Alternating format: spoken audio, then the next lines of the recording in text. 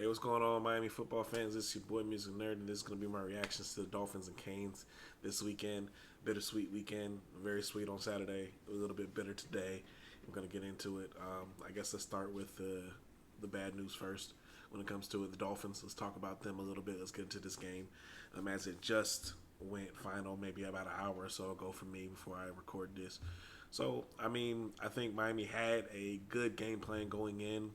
They're going to rely on their defense. They're going to run the ball, get Huntley into very favorable situations, use John Smith, using a couple other people to get some plays going, and that's how they're able to build a 10-0 lead, relying on the defense. And then you're going to be a bit sloppy. The Colts can have a tendency to be, Anthony Richardson has a tendency to be sloppy. I think Miami took advantage of that the first few minutes, but it became, obvious once we lost Huntley that it was going to be a much different game. I think Miami just lost opportunities.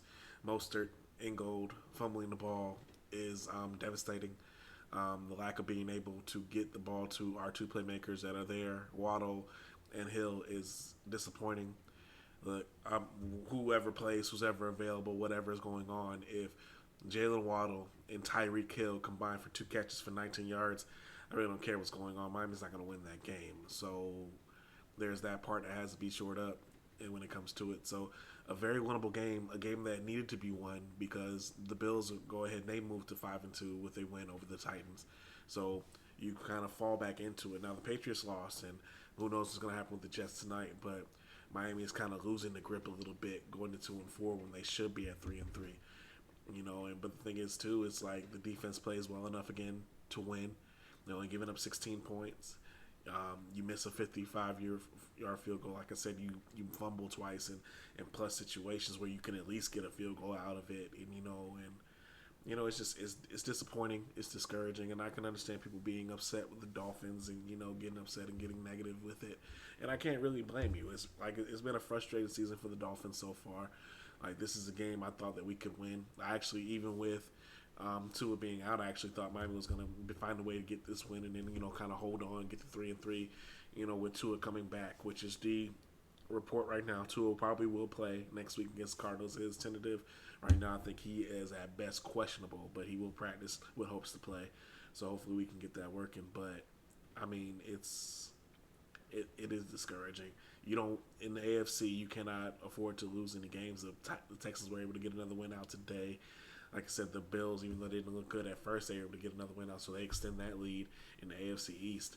Now, look, the last 2 years we've benefited from good starts.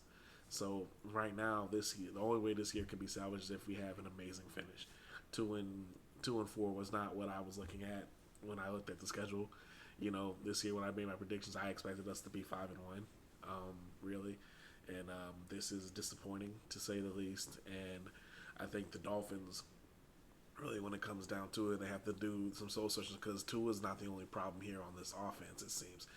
Because, like I said, like Waddle and Hill combining for 2 catches for 19 yards, that's just not going to do it. That's not good enough. And Waddle, and they said it a little bit, he's like, we got to get open. We have to take that onus upon itself. So I know there's some strong leadership in this locker room, so they have to do a little bit of soul searching and see what we can do. So let's hope for the best for that. Really, I'm not going to be focusing on the Dolphins this week because we're getting to the good news. Y'all know what week it is. It's hate week. It's FSU week. And so I'm going to react to the Louisville, but most of the content we're going to have this week is going to be about hating FSU and getting down to this week. And I cannot wait because I'm going to the game. I'm going to be there. So first things first, before I digress and get into so much about it, because I can talk for days about the rivalry against FSU. But let's react to this Miami-Louisville game.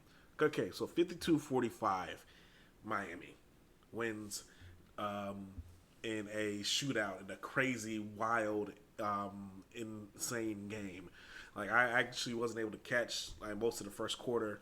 I, was doing some other things, handling some business. I ended up watching it on rerun afterwards because I tape all the games.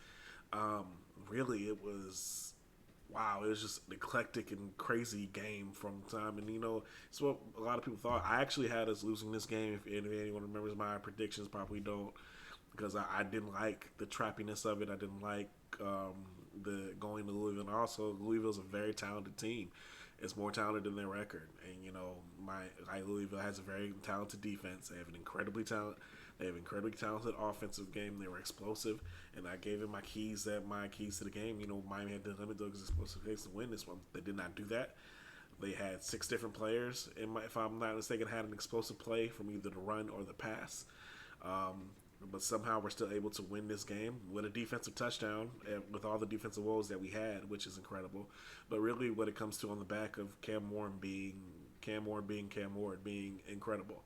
Having not a flawless game. He missed some open passes. He missed some things, but a turnover-free game. I think there was only one turnover-worthy pass he threw, and Arroyo broke that one up. I think that was the only target to a tight end, which when you talk about going rest of the season, you need to keep targeting tight ends. I think that's what's been great about his offense. But Miami did a couple of things that I wanted them to do when it came to the keys to the game, the first two. They kept it simple. Cam Ward took his checkdowns when he could. Now, there are a couple of plays where he had to. It was incredible. But using those checkdowns, he was able to get Fletcher and Martinez were able to get some big plays off those checkdowns. So he was patient, But also the offensive line dominated. Like when you run for over 200 yards against a very talented defensive line like Louisville has. Louisville is a lot like Miami. Very talented defensive line, very good front seven, but their back end is not very good, and you saw that yesterday. But Miami dominated. So when it came to winning time, basically Miami needed the last 4 drives. They needed them to win this game, and Miami got the last 4 drives. They scored just like they did against Cal. They scored touchdowns on the last 4 drives to win this game, and a lot of it was owning the line of scrimmage, running down. That run by Damian Martinez, that 30-yard touchdown run, was a thing of beauty. That run by A.J. Allen, though, that was just a thing of beauty. But it was set up by domination on the offensive line, patience by the running backs, but domination making holes by the offensive line. So I know that Markel Bell ended up playing actually a lot. Jalen Rivers, they switched him down to guard, and Markel Bell played left tackle. So we'll see how that goes as far as going forward. I don't know if there was an issue on the line, if they had to do that. There was another injury. That's very possible.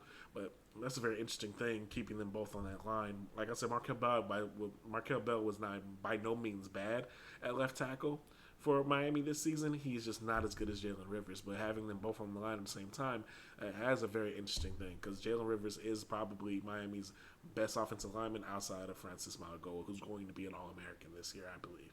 But when it comes down to it, there's always going to be people talking about the pass that was forward and all these other things, but they're not going to talk about the offensive pass interference that wasn't called for Louisville, or that one was called for us to take a touchdown off of it.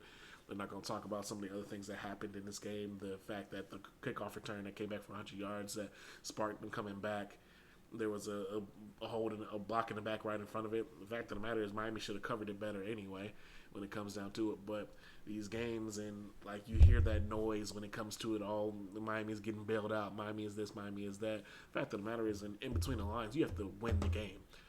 Louisville, before that play, had 10 plays to stop Cam Ward. They had given up a 3rd and 17 with a 22-yard run to a quarterback who likes to stand in the pocket and pass.